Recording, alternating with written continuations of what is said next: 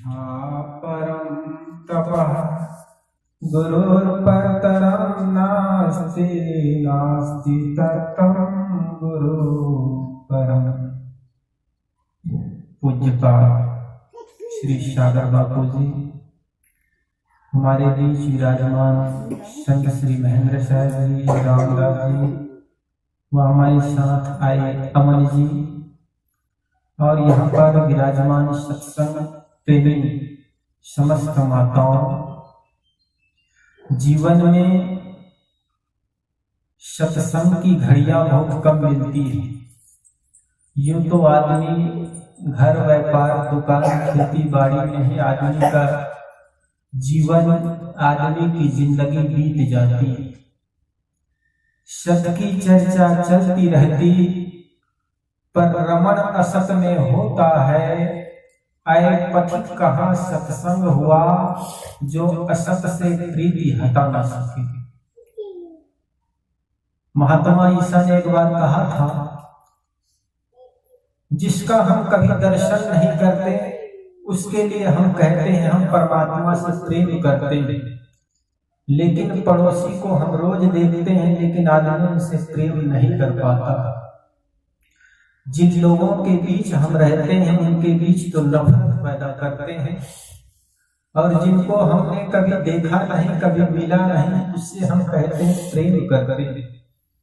और जिस व्यक्ति को घर के माता पिता में, सास ससुर में परमात्मा का दर्शन नहीं होता, उस व्यक्ति को दुनिया के किसी मंदिर में भी भगवान का दर्शन नहीं हो सकता। क्यों? जितने भी मंदिर बनाए इंसान ने बनाया। कोई ऐसा मंदिर है आपके शहर में जो भगवान ने स्वयं बनाया होगा? दुनिया में जितने भी मंदिर हैं वो सब इंसान ने बनाया है। यही कारण है कि चंद्रमा पर कोई मंदिर नहीं देखा लोगों ने। तो जिस मंदिर को अपने हाथों से गढ़ते हो उस मंदिर के प्रति बड़ा प्रेम रखते हो, निष्ठा रखते हो, लेकिन जिस शरीर को माँ बाप के द्वारा, ये सुंदर प्रकृति के द्वारा, ये सुंदर देह रूपी देवालय मिला है, इसका आदमी दुरुपयोग करते हैं। अपने द्वारा बनाए हुए मंदिर में तो लिखा जाता है इस मंदिर परिसर में शराब पीना मना, तंबाकू खाना मना, लेकिन परमात्मा के इस सुंदर मंदिर में हम वही चीज डालते हैं जिसको मंदिर में प्रवेश वर्जित हो जाता है। तो जिन लोगों के बीच रहते हैं उनके साथ प्रेम करें। सदगुरु कबीर ने कहा, जाघर प्रेम न संचरे सोखर जान मसान, जैसे खाल लुहार का सांस लेत बिन प्राण। सदगुरु कबीर साहब जी एक ऐसे संत हैं जिन्होंने धर्म की हर बात को कसौटी में कसा, विवेक की कसौटी से कसा और विवेक की तराजू से तौला, तब समाज के बीच रखा। साहब कहते हैं जाघर प्रेम न संचरे, जिस घर में प्रेम नहीं हो वह घर घर नहीं बल्कि शमशान घाट हो जाना।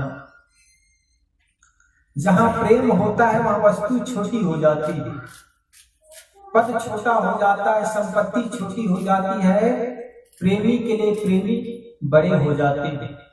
जिस घर में प्रेम नहीं होती, अगर बिंदनी के हाथ से शीशे का गिलास टूट जाए तो सास झल्लाएगी, चिल्लाएगी, मूर्खा कहेगा तूने शीशे का गिलास तोड़ डाली, तुम्हारे हाथ क्यों नहीं टूट गया। उस घर की बात है जिस घर में प्रेम नहीं होता। लेकिन उसी घर में प्रेम हो और बहू के हाथ से, बिंदनी के हाथ से शीशे का गिलास, क्या चांदी का भी गिलास टूट जाए तो सास कहेगी बेटी गिलास ही तो टूट गया, तुम्हारे हाथ तो सही सलामत। तो जहां प्रेम होता है वहां प्रेमी के लिए वस्तु छोटी हो जाती है, बिंदनी बड़ी हो जाएगी, माँ बाप बड़े हो जाएंगे, पैसे छोटे हो जाएंगे।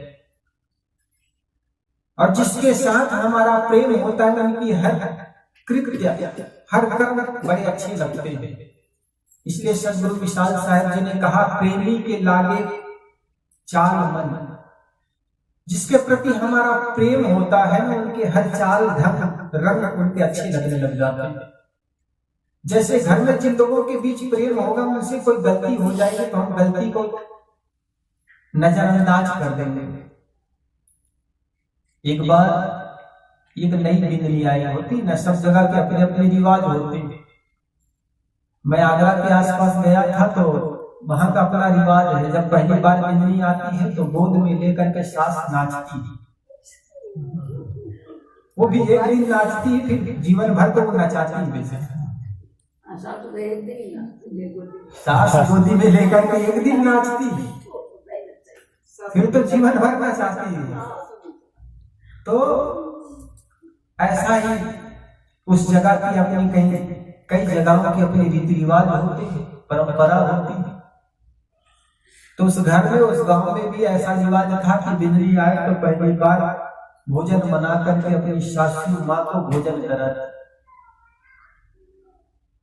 तो जब पहली बार आई तो आज सासू माँ के लिए भोजन बनाई, बेचारी पढ़ लिख कर आई हुई थी।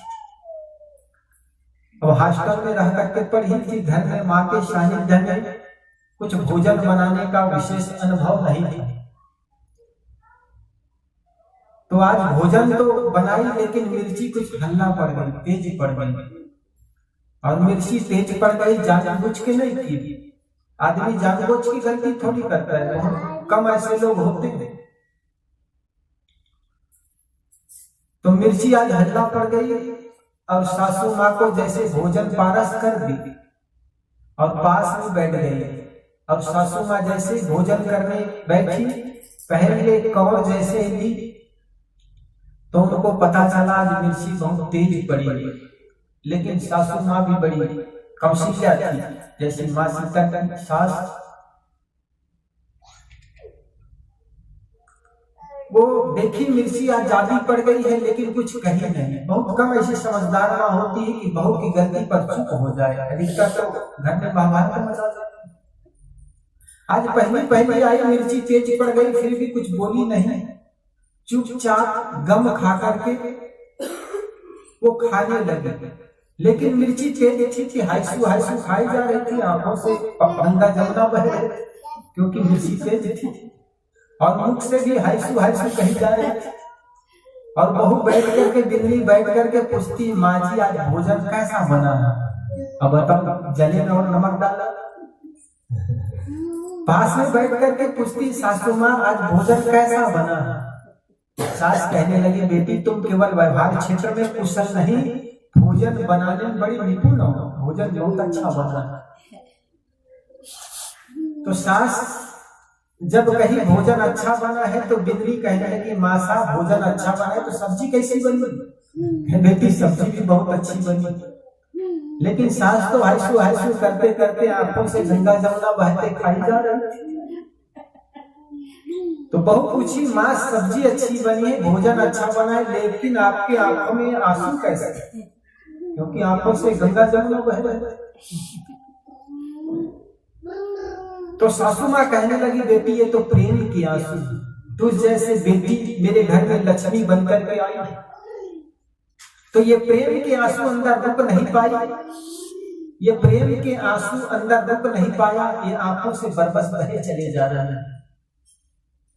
और सास के मुख से बहू की प्रशंसा बहू अगर सुन ले तो खुश हो गई। कहते हैं सास अपनी बहू की प्रशंसा कर दे तो उनके एक तोले खून और बढ़ जाते हैं, उनकी होठों की लालिमा बढ़ गई और खुश हो गई। खुश होकर के कहने, माँ जी मासा सब्जी अच्छी बनी तो एक चम्मच और डाल दो। सास कहीं बस बेटी ज्यादा प्रेम बर्दाश्त नहीं होगा, इतना कहा जाता है। वो मासा जब खा करके उठी और बिंदली की बारी आई खाने का, तक पता चला आज मिर्ची तेज पड़ गई। और आज मिर्ची तेज हो गई थी, फिर भी मेरी सासू माँ एक शब्द कहे नहीं, उनके मन में अगाध प्रेम जग गए। आपके घर में भी देखना, कभी किसी ने गलती कर गई हो, गलती हो गई हो और उसको नजरअंदाज कर देना। उनको जब पता चलेगा आज मैंने अमुक गलती की, मेरे पिताजी ने, मेरी मासा ने, मेरी ससुर सास ने, फिर भी कुछ कही नहीं, उनके जीवन में बदलाव आ जाएगा। बदलाव आता है, आदमी पत्थर नहीं हृदय, आदमी का हृदय बदलता।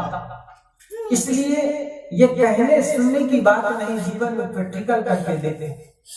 जब कोई आदमी गलती करता है तो उनके मन में पश्चाताप भी होता है।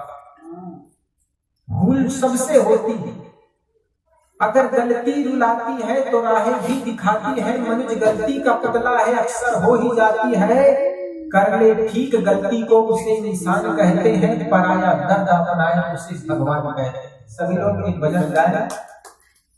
किसी के काम में जो आए उसे इंसान कहते हैं, किसी के काम में जो आए उसे इंसान कहते हैं। पराया दर्द अपनाए उसे भगवान कहते हैं, पराया दर्द अपनाए उसे भगवान कहते हैं। किसी के काम में जो आए उसे इंसान कहते हैं, किसी के काम में जो आए उसे इंसान कहते हैं। अगर गलती रुलाती है तो राहें भी दिखाती है, अगर गलती रुलाती है तो राहें भी दिखाती है। मनुष्य गलती का पुतला है, ये अक्सर हो ही जाती है। मनुष्य गलती का पुतला है, अक्सर हो ही जाती है। जो कर ले ठीक गलती को उसे इंसान कहते हैं, जो कर ले ठीक गलती को उसे इंसान कहते हैं। पराया दर्द अपनाए उसे भगवान कहते हैं, पराया दर्द अपनाए उसे भगवान कहते हैं। बोलिए सद्गुरु भगवान की जय। तो कहने का कुल अर्थ इतना है कि जिनको हम कभी देखे नहीं हैं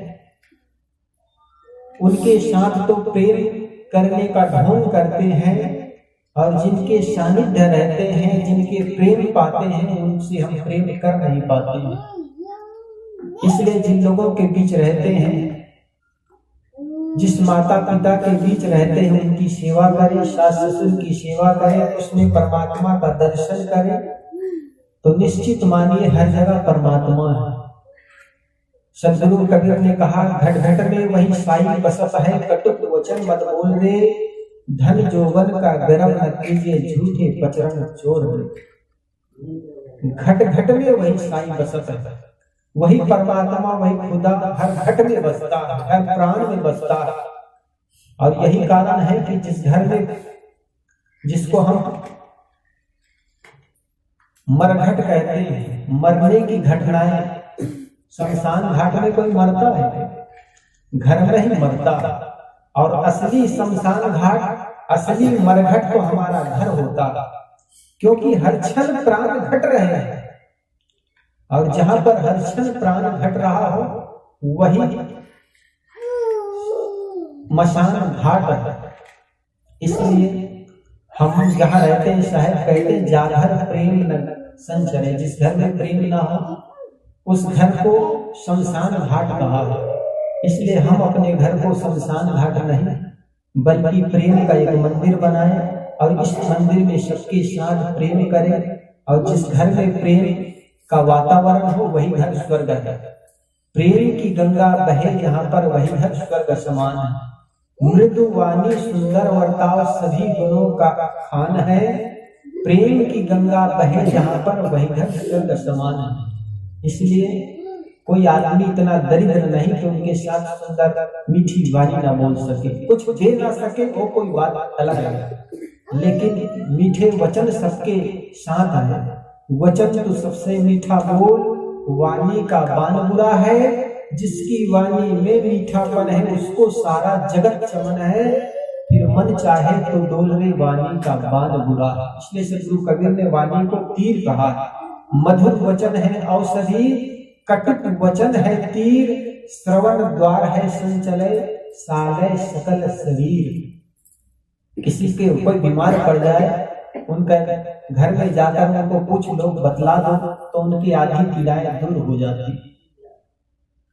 तो इसलिए मनुष्य है तो सुंदर बर्ताव करना मनुष्यता का पहचान है। इसलिए जिन लोगों के बीच रहते हैं उनके साथ प्रेम का बर्ताव। मन में उतार चढ़ाव आता है, पति पत्नी हो, कभी पत्नी मायूस हो जाए तो पति का दायित्व तो बनता है उनकी हालचाल पूछे, उनके दुख में दुखी होना, उनके सुख में सुखी होना। जिन लोगों के बीच रहते हैं ये बहुत जरूरी है, और जिन लोगों के बीच रहते हैं उनके साथ ऐसे बर्ताव करेंगे तो निश्चित मानिए घर हमारा मंदिर हो जाएगा। इसी के साथ मैं देता हूँ विराम अपनी वाणी को। पूज्य श्री सागर बापू जी, जिनका प्रेम समय समय से मिलता रहता है मुझे भी। मैं तो आज फलोदी से निकला, आज आपके यहाँ स्टॉपेज कर लिया, कल इंदौर पहुंच जाऊंगा, परसों नागपुर पहुंच जाऊंगा, फिर 3-4 दिन में मैं छत्तीसगढ़ रायपुर डिस्ट्रिक्ट पहुंच जाऊंगा, फिर उधर से मैं बिहार घुसूंगा, झारखंड, यूपी होते हुए फिर जयपुर होते हुए फिर जोधपुर आ जाऊंगा। 2-3 महीने का कार्यक्रम है मेरा। आप लोगों के सानिध्य मिला, आप लोगों का प्रेम मिला, इसी के साथ देता हूँ आप सबको धन्यवाद।